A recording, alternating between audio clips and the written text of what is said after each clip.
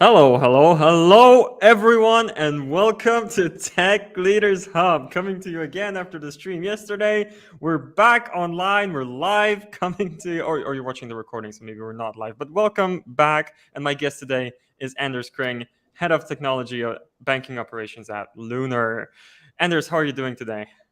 I'm doing fine, thanks. I'm still recovering from, or we still have this heat wave going on in Denmark. So hot and but still enjoying that we have a bit of summer left. It's not something you often get in Denmark, a lot of summer. So I'm good. I'm good, thanks. How are you? Doing fine. It is getting quite hot here in Poznan, Poland as well. So I'm glad I'm sitting in my kind of AC'd office here. That's quite comfortable for now and the best possible environment to have a Tech Leaders Hub session in. So yeah, that is what we're dealing with right now. Here, dear watchers and listeners, I've got an urgent message for you. Everybody who might be watching live, let us know that you can hear us and that you can see us. You know the drill. If you're not watching for the first time, leave a comment. Okay, how is the weather where you are? Like, is it a heat wave too? Let us know, and otherwise let us know that you can see us and hear us, because that will help us feel safe about the quality of the stream on the technical level. Meanwhile, Anders, I wanted to ask you, people are going to be joining in still for a little while, so to give them just a few minutes to kind of come in and join us on the stream. Who do you hope is tuning in today? Who do you think will benefit the most from listening to this conversation about peer leadership that we've got lined up? Oh, I think that it's so leadership is something that should, and that is one of the topics we're talking about today. Is it something that should be on top of mind of everybody, basically? So not only leaders or managers, but actually everybody, and an understanding that the responsibility you have as a leader. So I'm actually hoping that anybody in any layer of a tech organization, not just any organization, because leadership is a very common thing, will tune in, because I think that it would just be interesting. Also with the comments and stuff like that, if somebody has some comments on this, because it's so. Okay, yeah, looking forward to the comments for sure. And on the subject of this topic being broadly applicable, yes, that's why it's peer leadership. It's not something that just the managers are doing. More on that in a sec. Paulina is saying all good. Thank you, Paulina. Sara is saying all is perfectly fine. That sounds amazing, Sara, and thank you for leaving that comment. So these are comments from LinkedIn, but we're also live on YouTube and on Twitter. So if anybody wants to contribute some comments from there, that would put me at ease, because I will know that all three channels we're stream are working correctly. Meanwhile, Anders, in a moment, I'm going to ask you a little bit about your background, a little bit about Lunar. I honestly, love the app and love your brand. I like to visit the site and watch the ad with Will Ferrell once in a while. But before that, what I like to do with our streams is to provide value from the very start. So start with some quick tip that's going to already have our watchers and listeners put something down in their notebooks that they can try later. So with that in mind, I wanted to ask you the traditional Tech Leaders Hub question, which is, what is your number one tip for tech leaders? I think that the thing that I've learned throughout my career, and is the best tip that I didn't get it from somebody, but I actually just learned it the hard way, is to be authentic about whatever you do. So you're working with, most of the times, brilliant people. They will see right through you if you try to fake something, if you try to say, hey, yeah, I'm so good or I'm so bad. So basically be authentic and be who you are, because that will in all senses and purposes just be the best way to communicate with other people. So be authentic is definitely my best tip to anybody. I love that tip. What I always say here is that I love that the tips are always unique. I've never had a duplicate yet. And usually I follow up with, so you mentioned being authentic, but do you have any tips on how to actually do that? Is it something about how you speak on calls? Is it about editing your Slack profile, or like what can you actually implement to change that? I think that so back to this being yourself.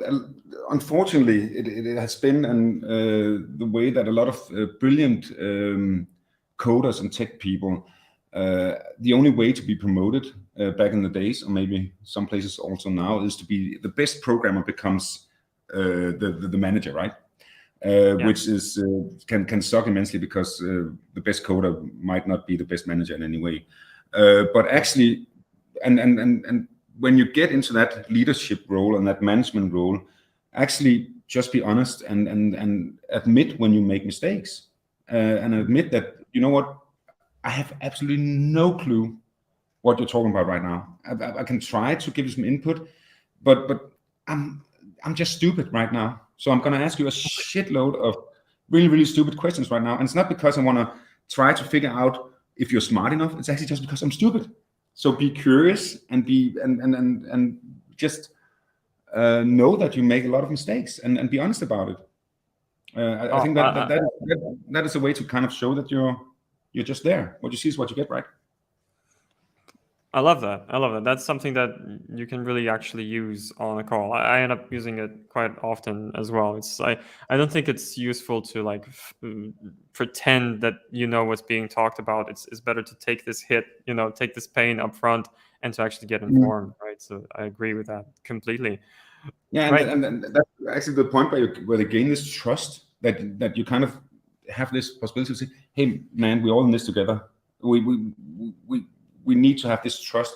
And if people you work with see that you actually have a fragileness to you, then they're also much more willing to help you out in that way. Right.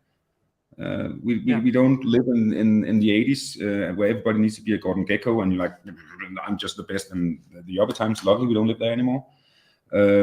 So I think the honesty of actually knowing where you're smart at, what you're smart at, and say, okay, you know what, I'm really, really good at this. I'm really, really bad at this.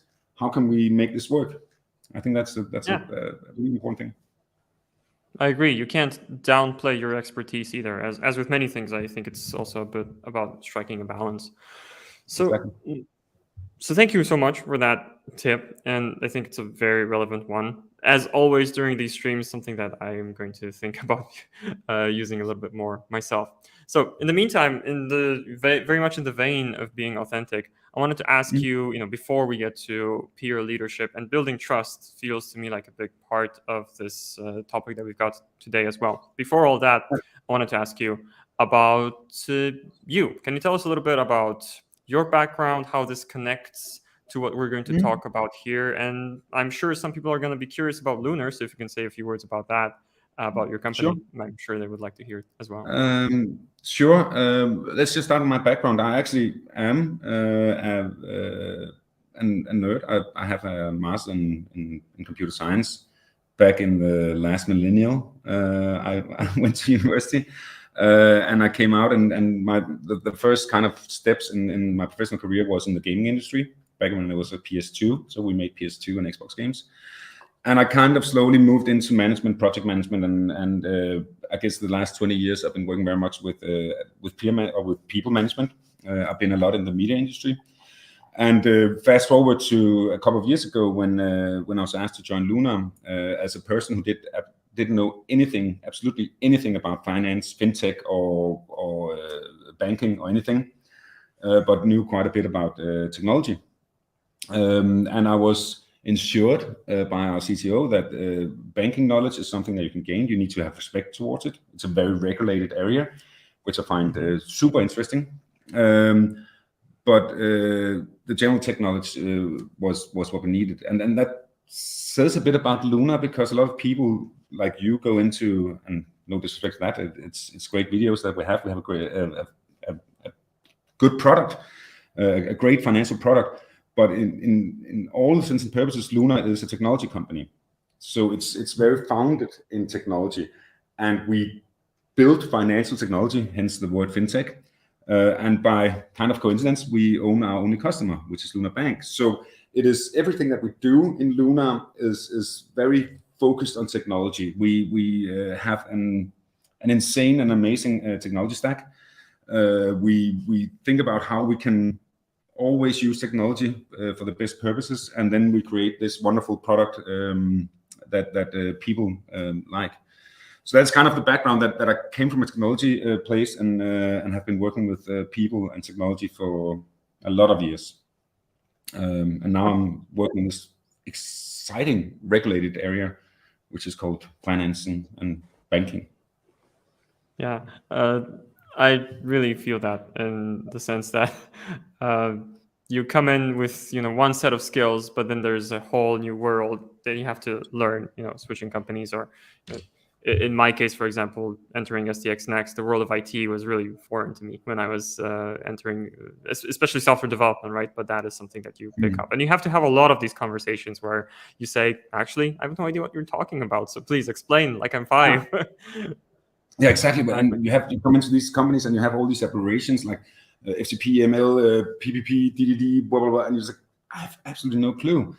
Actually, before I joined Lunar, I was working as a consultant in pharma, which is also like insanely regulated, and they also had all these crazy things, and I find it fascinating because at the core of everything, it's actually the same thing we do, but it's just like the domain is so interesting, and it's really really interesting to see how people use the same core technology and core systems and core kind of approaches, agile approaches and stuff like that, but just in different domains, and I find that fascinating.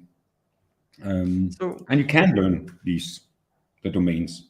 You're not a genius in them, but you can learn them. Definitely. So one last question about Lunar. Is there anything, about the app itself, the product itself, that you usually, highlight or you find personally interesting or useful that kind of sets it apart? Yeah, I think that when Lunar set out to create our products, our founder basically said, I don't want to make a bank. I want to make a financial service. I want to create something that take care of all your financial worries. And I think that in Lunar, whenever we talk about new products and new features and stuff like that, we always say, okay, we could do this, but that's the way they do it because that's the way they do it in the banks. And that's kind of an anti-argument. I would say, okay, but that doesn't really, we need to go more outside in, because a lot of the stuff that you normally create in apps is very inside out. So I think some of the features that first fascinated me was our goals. So basically, you have some goal and you go in and you say, I want to go to Tokyo this fall, and it doesn't create another savings account or anything. It creates this goal, and you can say, okay, I want to put like whenever I spend some money, I want to put the rest of the money into this goal, and it's much more like you get the feeling of actually achieving something, and not just every month you see some money leaving one account and going to another account. There's wonderful photos of where you want to go. We have like, there's a really really excellent feeling in that. That's one of the products that I think is really really cool and not very bankish, but still in the flavor of it. I love our Project Blue product, which is basically that whenever you buy something on your card, you can say, I want to give like 1% of whatever I buy on my card to cleaning up the oceans, remove plastic. And so we basically, that money that gets in, we buy sea bins, which is small things that collect plastic. And you get a great feedback at the end of the month. Say, hey, you actually cleaned this many liters of water and removed this many kilos of plastic. And that's also kind of, and it just fits really well with kind of the values. So there's all these wonderful small products, and there's Easter eggs in there as well. So you might find some games hidden and all kinds of craziness in there. So. Okay, all right. That sounds great, and I love how that makes it a lot more personal to use an app that could potentially be very, very, boring if it's done the old way. So I like that you mentioned that. Actually, research shows that a lot of teenagers or preteens, like just when people become adults, 18 or something like that they fear more going to the bank than they fear going to the dentist, which is insane. Yeah, so it's insane. Like, how could that be like that? Why is it? How? I wouldn't say that the banks have failed, but why is that? And I think that's one of the topics that we try to accommodate. It shouldn't be the bank scare that we should work with. We should work with your finances, and you should trust us with the finances. So that's really, really, really, really great. Yeah, I mean, there's a lot to follow up on here, I think, and worth expanding, but maybe in a separate session. I feel like, some of the watchers and listeners might be, wanting us to get to kind of the main topic here. So we'll do that now. But, anybody watching, if you're curious about anything Anders is saying, just leave a comment and we'll try to expand on that. The Q&A is continuous, so you don't have to wait till the end of the session to ask your questions. We'll just pick them up as we go. So don't be shy, ask your questions. Meanwhile, let's dive into peer leadership then, shall we? So this is a kind of label that we applied, kind of describing this session and this conversation. But it would be good to maybe start with kind of unpacking this label. What is peer leadership? How would you define that? Where did it come from? And why is it a thing that tech leaders should pay attention to? Well, I guess I think that the first kind of thing that we as tech leaders need to acknowledge, and also leaders in general, is there's a big difference between management and leadership. Management is that these two concepts are often seen as the same. Management is the making sure that people put in their hours and you have like these different performance reviews and stuff like that. It's all the practical stuff. Making sure that people have something to do and all that wonderful stuff. But then there's leadership, and leadership is about the people, and you don't necessarily. So peer leadership came from my experience with figuring out that you don't necessarily. The peer leadership has nothing to do with the org chart. Just because you report into somebody in an org chart, it doesn't really matter, because we all have a responsibility of taking care of each other as persons. So it kicks much more into we all lead each other every day in some sort of way. We definitely all influence each other, and I think that positive influence on other people is leadership, and can be perceived as leadership. So that's why I kind of use the word peer leadership in how we work with each other and help each other every day. So that's where it comes from. Can you tell me more about the origin story here? Is it that, it was based on your experiences that you tried an experiment and it seemed to work out? Is it something that, you picked up from someone? Did it emerge like organically? Did it start at Lunar or before? I'm very curious about all of that, really. I think that it's something that I've experienced both with managers managing me and leading me. When I started becoming a leader or a manager, that I found out that there was these two differences, and I was like, to begin with, I was actually I felt unaccomplished as a leader. When I realized there's these two different concepts, I felt unaccomplished as a leader because I was pretty good at telling people what to do, and I was pretty good at signing off on their hours and their holidays and the sick leaves and stuff like that. But I just felt that I wanted to give close leadership to the people I was working with, and quickly found out that first of all, I always ended up in something. I had something else to do. There was always these fires that I had to kind of turn out, and I didn't feel that I accomplished this true close leadership to my colleagues. So it came kind of out of a bad consciousness, kind of like, what? And then through all these different places I've been working and seeing how different people treated this, and actually back to the being authentic and say, you know what, dude, I haven't been there for you. How can I help you? I'm failing as a leader towards you. I kind of found out that okay, we cannot. Either I need to do all my management and all my as some people say, real job, because leadership is just something you do on the side. I need to do my real job after hours, which is not a viable solution, and then do my leadership while being in the office, or I needed to distribute the workload of leadership because I just didn't want to feel very unsuccessful in something that is really, really important, because we're talking about people here. We're not talking about releases and all that stuff. So it kind of came from that.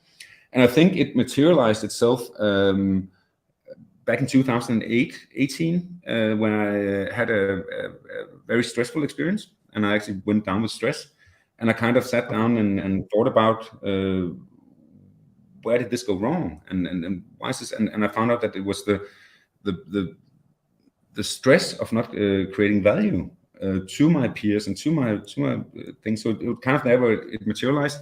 And then I was lucky starting at Lunar because it was already very much embedded in the processes and the structure that talent acquisition and the rest of my peers in Lunar had, and I just kind of saw that was a great opportunity to crystallize and try to really take this to the level that I felt it needed to be in.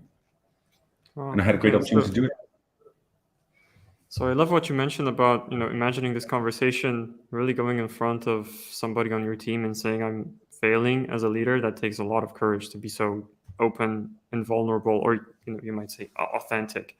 And I can see that it really paid off by discovering this new concept. I think, I suppose maybe it's, it's the typical leader's imposter syndrome, but I think a lot of the watchers and listeners might, empathize Totally. with what you just said with this situation that you mentioned. So yeah, that story really hits home. So it seems that, after you went through this journey to kind of, like you said, like you mentioned, crystallize peer leadership, that it's somehow now in place and growing, and there are some things that you're doing that kind of express this peer leadership. So I wanted to ask about that. What does peer leadership look like in practice? How are things different when peer leadership is in place? Well, I think it starts with creating trust between people, and it starts with getting people to understand that hey, we all in this together, and I cannot be the only one doing leadership. So it starts with culture, and so when I started in Lunar, I got set in place to build up this tech hub in Copenhagen. So I was the first feet on the ground, and I had to hire a lot of people very fast, and it's not the best environment to hire brilliant tech people. And I kind of started with the first people I got in. I said, you know what, guys, this is not my tech hub. This is not like the other tech hubs we have. This is us. This is the tech hub Copenhagen, and you all need to be part of actually defining the culture. I'm not strong enough. I don't have the time for it. I'm running around. So you guys need to be part of that. So even the first people that came in was like, okay, so this is our tech hub. This is something we do together, and then it materializes already in the first basically the first minute that we meet new candidates. So the first minute that you step in through the door at Lunar, or before you even step into the door in the recruitment phase, it starts there, because I don't hire anybody. It's the team that hires people. So we embed a trust between potential co-workers from the get-go. So how does that work? Well, basically, it starts out with me, of course, talking to different candidates. And I only talk to them for like half an hour, and if I find there's a great fit there, the rest of the hiring process is basically put on the guys in the teams. So from the get-go, the potential new employee, the candidate, have meetings with at least 4 team members, talking about cultural stuff, talking about, of course, the tech stuff, and this group of people, of potential new friends and colleagues and people you work with, will actually sit down and at the end of the day and decide if we can make that new candidate a success. So we are in this entire process, we are embedding, since you choose your own colleagues in some sort of way, we're embedding that you also need to take responsibility of leading these persons, these new colleagues. You have a commitment to making these people a success, because hey, you chose this guy, and if he fails or she fails in this company, it's actually on you. So you better help this person.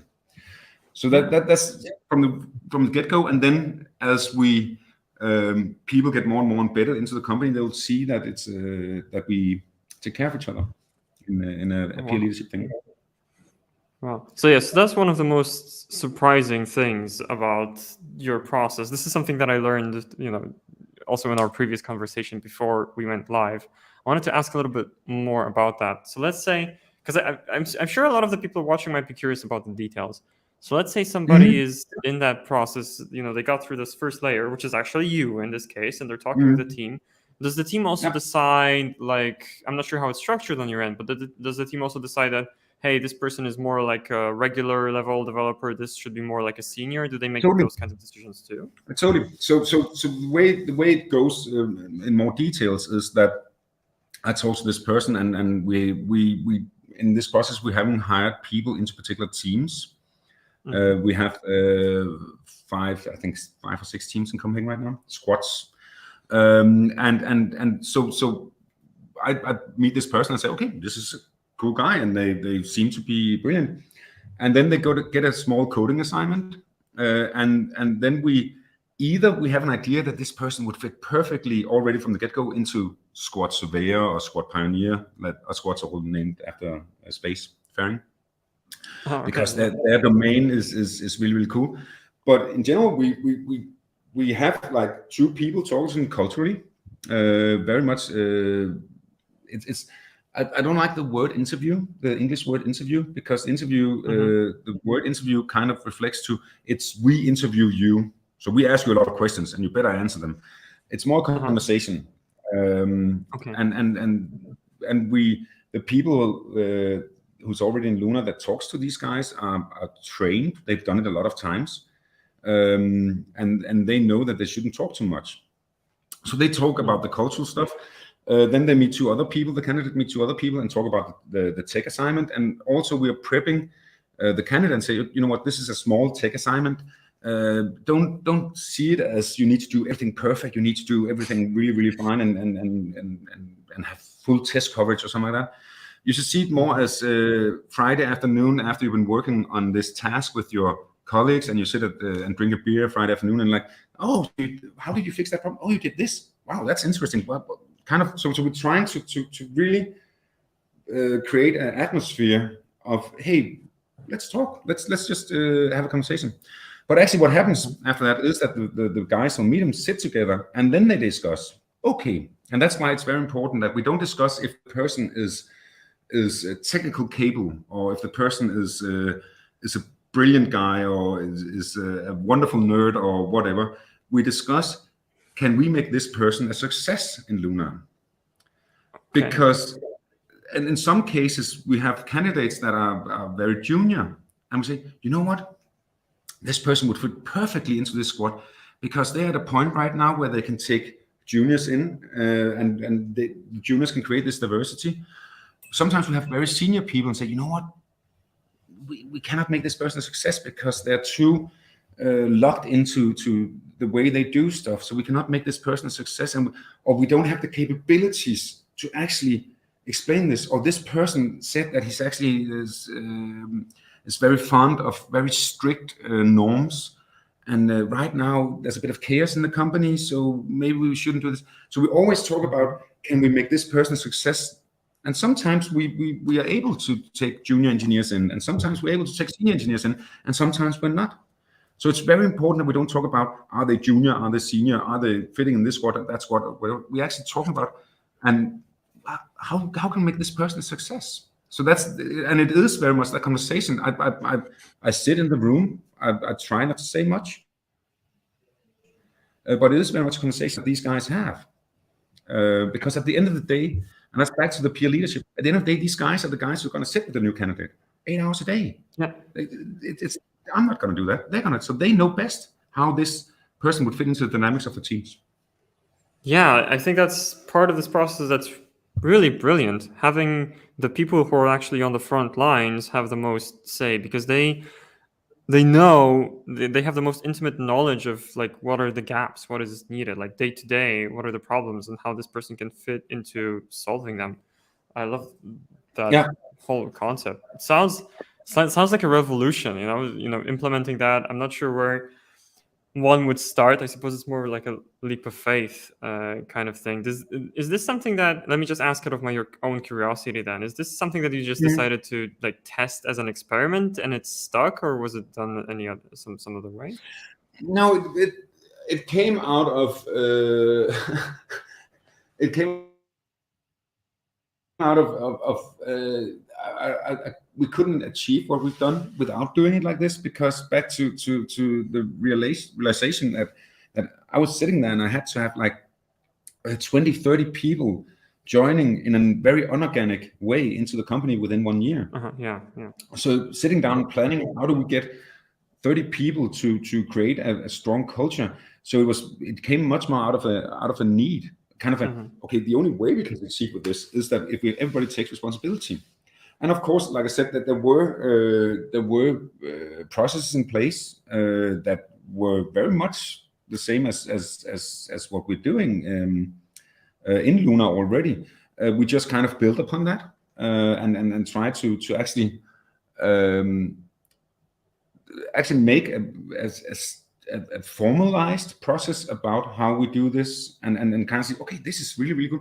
Actually, after these meetings where the team decides if a candidate should join, we actually do pretty solid reviews of how was the process, how can we improve this process, is it too much that we have this culture talk? So we continuously improve on this and formalize it very much. And I think that's the main difference, that we actually have been working with it from an academic point of view, I guess. So, but it was out of a need, because Lunar has grown insanely through non-organic growth, because we had to hire so many people. I think a lot of companies that are in hyperscale have experienced that problem, right? Okay, so I'm curious about a lot of other things here. So one of the follow-ups that comes to my mind is, okay, so we talked at length, I feel, about how peer leadership manifests itself through hiring.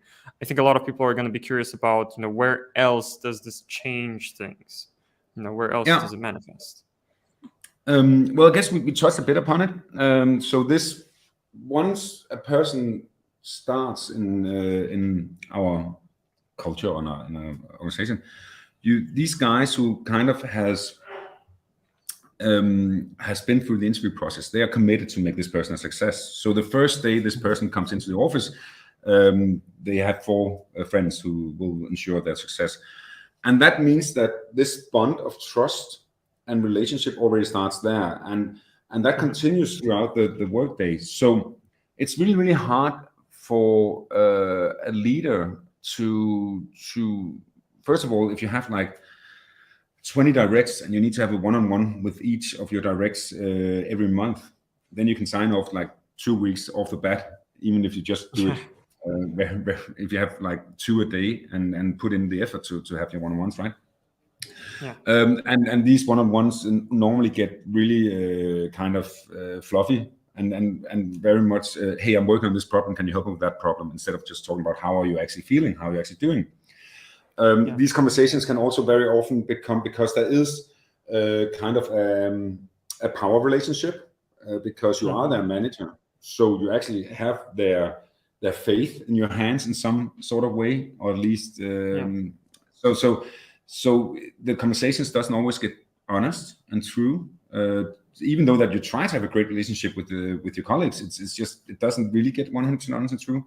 But it often gets that in the team. So there's a lot of things that you as a leader don't hear about, don't see. You don't see how a person after yet another call where priorities have changed, or what do I know, turn their eyes and just sit down and just psych and just really don't get anything done the next hour, because they're just... So, but your colleague sitting next to you sees that. So that is where we when we have this, hey, it's okay to go in and lead your colleagues. Then it's part of a culture, and we keep continuing saying, it's okay. Hey, we all in this together. We need to help each other out, or else it just wouldn't work. Then you capture more serious problems in the birth of them, instead of it going on for like, okay, well, I have a one-on-one with my leader with my manager in a month's time, so I'll say it then, and then a month might be too late. So it's very much that where it just is like that all the time. Does that make sense at all? Of course it makes sense. Okay, I do wonder, in practical terms, what does it look like then? Because I mean, this paints a very vivid picture, right? The team's sitting in a room, there's a call, the call ended, and this one person is like dejected at the end of it. They're frustrated. So this other person sees this, and this other person, to address this problem, would they go to somebody like you and say, oh, John is having this, seems like he's frustrated? That could be an output of it. It could also be just, hey, should we just take a walk and do whatever? So we try to help each other directly, but there is actually this concept, and I think it's snitching is a bad word for it, but it's actually cool that somebody comes and, you know what, Anders, you need to go down and talk to this person. I don't think that they're feeling that well. Actually, one of my peers, the first time we did it, and went to our CTO and said, you know what, I think Anders is there's something, I don't know what it is, can you please? I was so extremely happy when my CTO came to me and said, Anders, hey, you know what, this guy told me that you there's something. I was like, oh, great, hey, somebody saw it. Hey, wow. And then I just felt, and I went to the other guy who said it, and like, dude, thank you so much. Because I wasn't in a place, and I wasn't capable at that point maybe to even realize that I was stretched thin, or whatever. I can't really remember what it was. Like, wow, thank you so much, because you captured that before I captured it myself. So that's the kind of so that's snitching is a good thing. We also have like 3 core rules that we kind of embed into everybody. So the 3 core rules is, the first rule is that you need to feel every day that you create value. So, and value can be created in a lot of ways. It's not necessarily something that is a pull request that gets completed or something like that. Just you need to feel that you created value. I learned something today. Somebody else learned something from me. So basically, create value every day. When you take your bike home, because we live in Copenhagen, everybody bikes, you should feel like you create value. Number 2, feel like a success. These 2 things are not the same. Creating value and feeling like a success is not the same thing. You can easily create value, but you go home and you feel like, you know what, that sucked, and I'm just doing the same stuff I'm doing every single day. Yes, you create value, but you really don't feel like success. So these are 2 mutually exclusive things, right? And the third thing is, don't burn out. So these are the 3 core rules that are non-negotiable. That is just like, and everybody should live by these rules and help each other live by these rules. We had a 4th one saying that we don't use unicorn emojis, but we kind of disbanded that. But that is kind of the 3 core rules that we live by, and that is so much embedded into the culture. Because if you just come on, if you feel like success every day and you create value every day, and you don't burn out, all the rest will come. Then you will create great products, and you will create. It will be a synergy that creates value across everything that we do. It's my belief. Wow. Sorry? It's my belief. It's just I've seen it work, I guess. Yeah, it makes a lot of sense, though. I love the 3 roles. The 4th one, I mean, unicorn emojis occasionally, Yeah. But the 3, There's always, I think of. Sorry. Yeah, there's always cases where a unicorn emoji is just the best thing, right? It is. Sometimes it's just the best thing. Exactly. You should put that down in your notebooks, watchers and listeners. Remember, got any questions? Share them in the comments. Meanwhile, what I wanted to follow up on then, I'm going to latch onto these rules for a little bit. Rule number 3, don't burn out. How do you, enforce it is not the right word, but what happens? Yeah. Remember, don't burn out. No, what I mean is, so what happens when signs of burnout start to happen? How does this actually, influence the way you act when you work? Well, I've seen. So I know my own stress symptoms because I've been down that road, and people, it can be hard to understand your own stress symptoms, but you'll see that from people who just get. Everybody has different stress symptoms, but you see people get disconnected, and people kind of Or even there's really one of the worst symptoms is people start working frantic. They just like, because I have so much to do and I have so many things to do and I'm gonna go, and they bury themselves in work, and it's like, you don't need to work this much. And they just, so there's so many signs that you need to be aware of. But again, you don't, they're brilliant people who are trained stress coaches that can see all these signs.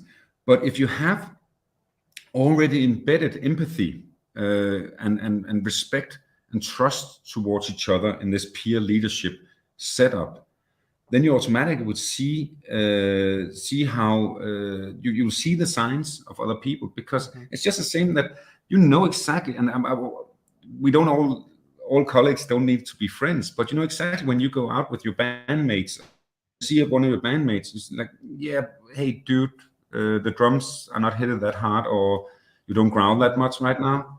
So you feel that because you build this bond of trust through hours and hours of playing together, right?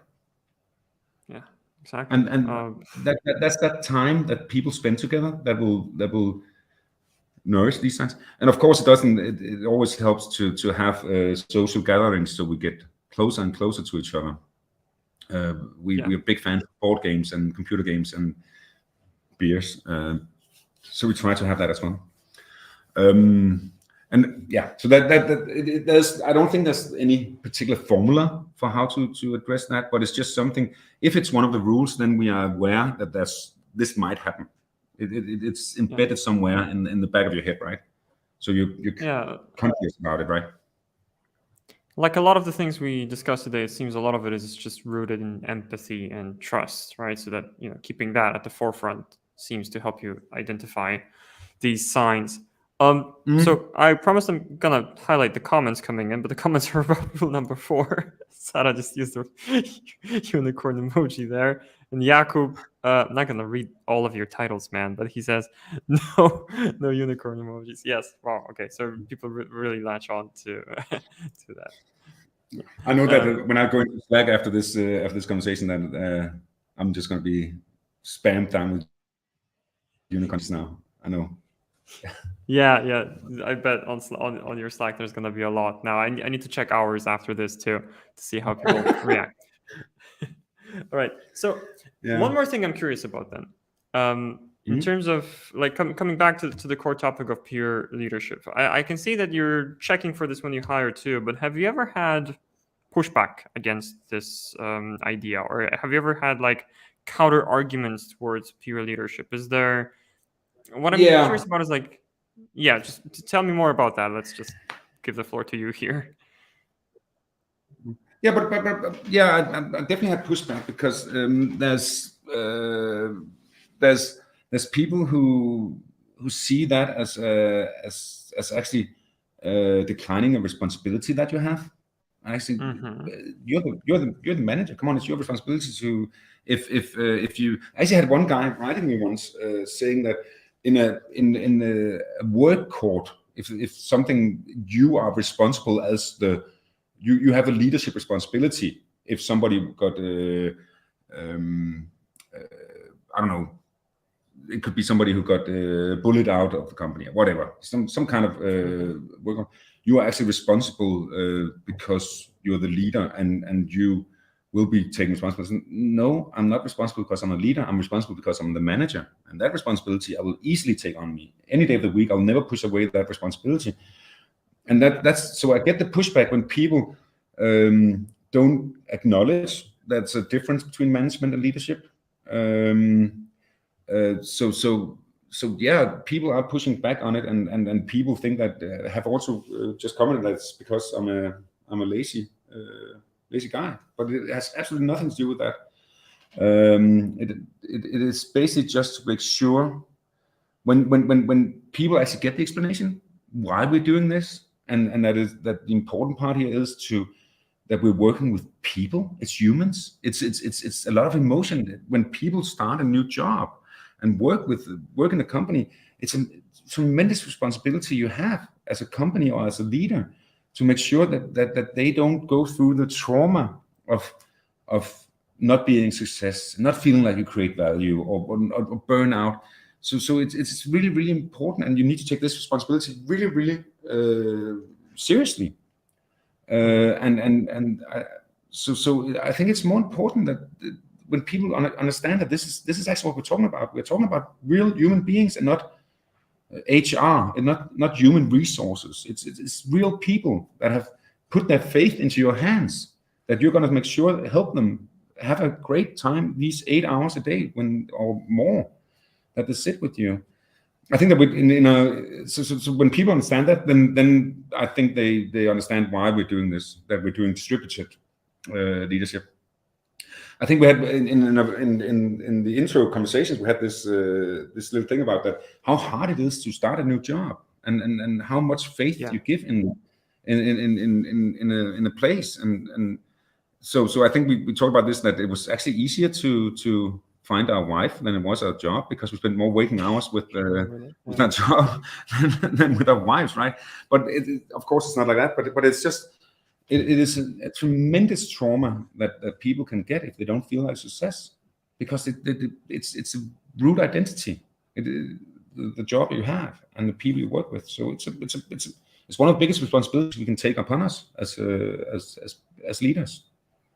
Yeah. So that when people sorry, just wanted to say the message I'm getting here is that the responsibility can be so great that having it rest on just one person might be a mistake. Yeah. I actually think that. I remember back way back in the nulls, when I had my first. I was one of the first certified Scrum Masters in Denmark. Jeff Sutherland came over. Had my stuff with the Grandmaster Jeff Sutherland, and back then my manager leader, we talked about this. I think Toyota just came out at that point and said, well, the perfect number of employees for one leader is 100. And we're like, what? But that's not leadership, that's management. You can actually, if you're just a manager, you can actually manage 100 people with sub-management, but you cannot be a leader for 100 people. So we were kind of confused about how does this work? And I think it is too big a responsibility to put on one person when you have a lot of people that you need to lead. And I think that one of the biggest issues that we see, and not just in tech, is there's unfortunately still the notion that leadership is something you do on the side. So you have a real job, and then hey, you also need to manage these guys over here. And it's just we need to get rid of that notion, because leadership is it's a hard discipline. And I might sound arrogant right now, but management is easy to learn compared to leadership.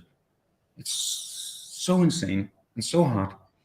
So yeah, I feel like with management, the type of things that you enumerated among management, like approving holidays, or just doing this day-to-day management stuff, that can be learned. There can be a guide for it, but there is no guide to being, or not, like no definitive guide to being empathetic, to being supportive of other people. That's something that needs constant effort, right? And it can't be automated either.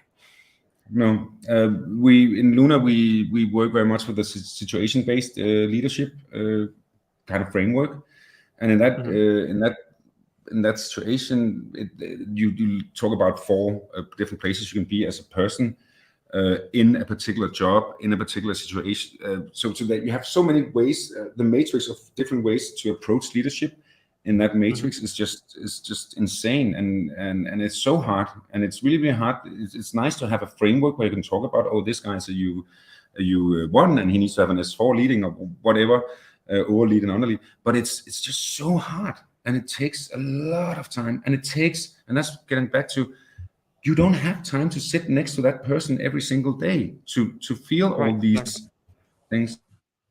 So you need to have help to do that, and that's where peer leadership comes in. Yeah. So one more thing I'm curious about here is, I'm trying to think, imagining somebody listening to this conversation and thinking, okay, I like the peer leadership approach. I would like to try and start doing that in my organization. Maybe currently they're not doing that at all. Is there a starting point, like a step 1 that you would recommend here? out of these practices that we mentioned, like changing your hiring or this, what we call this kind of positive snitching, is there anything, wrong word, we should pick a different word, like, signaling maybe when something is happening with your colleagues? Is there a good starting point? How do you start implementing peer leadership if you haven't done it before? I think that it all starts with trust, because if people don't trust each other deeply, then it's really hard to kind of put in a culture change. What we're talking about right here is it's a culture, right? More than it's a framework. So you need to figure out, do people trust each other? How can I get them to trust each other? How can I get them to trust me? And so it needs to start there. I was super lucky that I was able to start with from scratch, because I didn't have any culture. Of course, I had a great Lunar culture to build upon, a really great Lunar culture. So that helped a lot. And then we needed to just morph that into something that was what we were doing. But it all comes down to trust and understanding that this is for the benefit of all. And actually, what you'll see if you go out to an engineer, or of course it needs to be persons of a particular personality, but if you go out to them and actually are authentic and say, you know what, dude, I need your help, and I trust you in actually leading me into creating a great culture. It's a shared responsibility. Do you want to take part of this shared responsibility? You often see that people actually, when you empower them, they grow with that task and say, wow, yeah, I would really love that. And then you start having trust around it. So I'm curious about that conversation. I'm going to latch on to this for a bit. You go to somebody, you ask them, okay, I trust you. I want you to lead me in a sense. I want you to help start, because we're talking about the starting point, right? Help start building this culture, or kind of, working on it a little bit more. Is there a particular thing that you do to start building this culture? It's like, should we like write down what we're about? Should we have like a team conversation about it, and you're going to help structure it? I'm sorry to get kind of into the nitty gritty of this, but I feel like a lot of the time it's about what to actually do, to make this change happen. So one of the things that we looked into pretty early on was looking into our ceremonies and looking into how we work. So what ceremonies did we want to have in the hub, and how did we make sure that we create this trust? And pretty early on, we created what we called the hub date. So hey, don't move marketing. We're a hub, and we have an update, a hub date. Okay. Yeah. So we created the hub date, which is Friday every second week, Friday afternoon, where everybody in the hub, and not only tech, but also other people, have product owners and all these wonderful data analytics people and stuff like that. So we meet up and we talk about how things are going. And very much, and I was very honest and I said, you know what, guys, I'm probably informed about a lot of stuff happening in Lunar that you guys are not informed about. And I want to be totally honest toward you guys, so that we don't see any ghosts. So if you hear any rumor anywhere, this is to ask, is there anything? I heard that this is happening in this place, and what is this? And I honestly, of course, to the limit of personal issues and stuff that I couldn't talk about, because that would kind of be immoral, I try to be as honest as possible in these updates, to say, you know what, I really want you to be involved in this. So just having this, and it's not, it has grown on us. And actually, I have a colleague who changed. So he's divorced, and he changed the weeks that he had his children. He changed that to uneven weeks, because it was uneven weeks that we had the hub date, because he wanted to be there on the Fridays, because he felt that it created so much value. So basically, an open place where people could ask questions, and I will try to answer them. And sometimes I was thinking and say, you know what, I have absolutely no clue what you're talking about, and if I don't know that, then it's probably just a rumor. But you know what, I'm going to figure it out. or does anybody else here know anything about what we're talking about? So that was just, it was a simple ceremony where we kind of celebrated small wins, and obviously from time to time there's alcohol involved in it because it's a Friday afternoon thing. But that was actually the first thing I said, hey, let's just talk about this. Let's just talk, and not talk about current projects or this or that. Let's just talk. What are we doing? How do we feel? Are we good? And so it became very much a kind of a town hall where we just kind of, hey, is there something we need to change? So that was actually just putting in a formal ceremony of meeting up and talking about stuff every 2 weeks. That's a good place to start, I think, because that builds trust. That's amazing. That's amazing in the sense that it's immediately actionable. You can, you know, watchers and listeners, you can do that today. Start your own update or whatever fancy name you come up with that fits. Yeah. I mean, our department is called growth. I don't know if growth date would really stick. Not really. That sounds awful. You'll figure out something. Come on. Yeah, we'll workshop it. Okay, Anders, we're unfortunately closing in on the end of our slot here. Do we need to finish right at the hour, or do you have a few minutes after? Oh, I'm fine. I'm good. Oh, okay, awesome. So one last question for me, and by the way, in the comments, Jakub, I can see your comments. They are really long. I'm not gonna read them out loud because they would look at this. It covers most of the screen. Okay, so I appreciate your contribution there, but to get what Jakub said in the comments, just go on LinkedIn and read the comments. Jakub, if you have any particular questions, and that's actually for everybody, get in touch with me on LinkedIn. Drop me your questions, and I'll try as much as I can to answer them. If that's anybody, of course.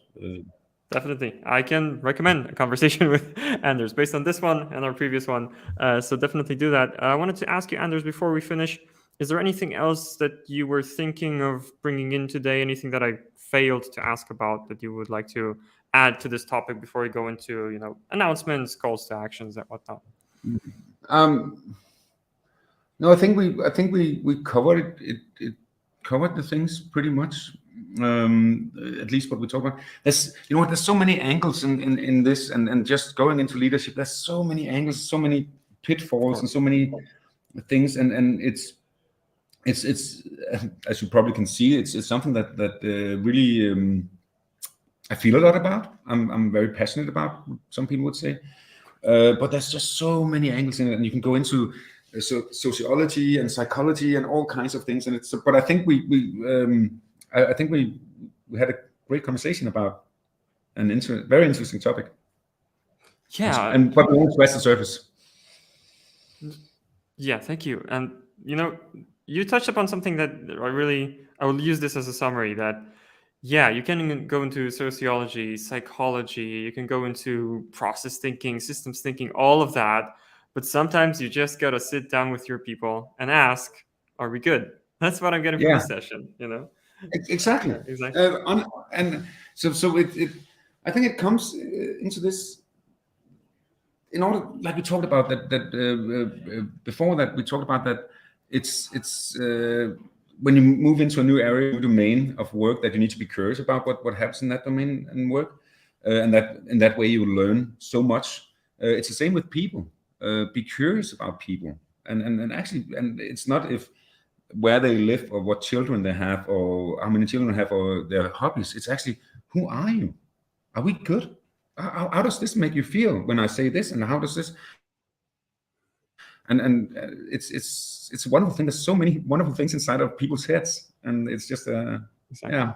So be curious about your guys and girls, and dudes. Yeah, and, there you go, watchers and listeners. One last piece of advice before we start logging off here. So, all right, this will be it in terms of we've got to share for today. Anders, thank you so much for sharing what you shared here today. It was a great conversation. I wanted to ask you, other than follow me on LinkedIn, which people should totally do you have any other announcements for our audience? What they should do? Should they follow Lunar? Are you hiring? Anything else that you would like them to do? Oh, there's so many things happening. Please follow. Just if it's regarding Lunar, there's so many things happening that yeah, I don't have any particular announcements on that. One thing though that I really enjoy these days is actually to stay tuned on what is happening with the EU regulation regarding AI and ML, and stay tuned on that. There's a lot of things happening there, and that's but that's an entire different conversation. It's just something that runs around my head. Data ethics, my friend. Data ethics. That's a That's that's a very unique call to action, I would say. Most people say they're hiring and stuff. So so thank you for mentioning that. I will look that up. On the other hand, some people might be meeting SDX Next for the first time through this stream. If so, hi, great to meet you. SDX Next is the company that is bringing you Tech Leaders Hub. We're Europe's largest software development company that specializes in Python. We've got developers, designers, ML, DevOps, Agile, Node.js, and a lot more that you can check out all about on sdxnext.com. We've attracted some of the best talent in Poland, and we can help you build your product. That's the kind of shortest pitch I can make it, I think. On the other hand, if you like Tech Leaders Hub, there's multiple ways to stay in touch with us. First and foremost, follow SDX Next on LinkedIn. This is where we're streaming. We're streaming tomorrow too, so don't miss that. The details of the event will be on our LinkedIn page, so follow SDX Next on LinkedIn. You can also type in techleadershub.com in your web browser and see what happens. What will happen is you will be able to sign up for our newsletter and watch previous sessions. So you'll be informed on LinkedIn and via email. About Lunar, go to their site and check out the ad with Will Ferrell. That is so fun. Will Power, I should say. But yeah, go check that out. I recommend it. And I suppose that's it for today. Watchers and listeners, thank you so much for joining us today, whether it was live, especially if it was live, or if you were watching the recording. This is it. And we'll see you tomorrow, actually, for the next Tech Leaders Hub session. That's it. I'm going to hit end broadcast now. Bye-bye. Have fun.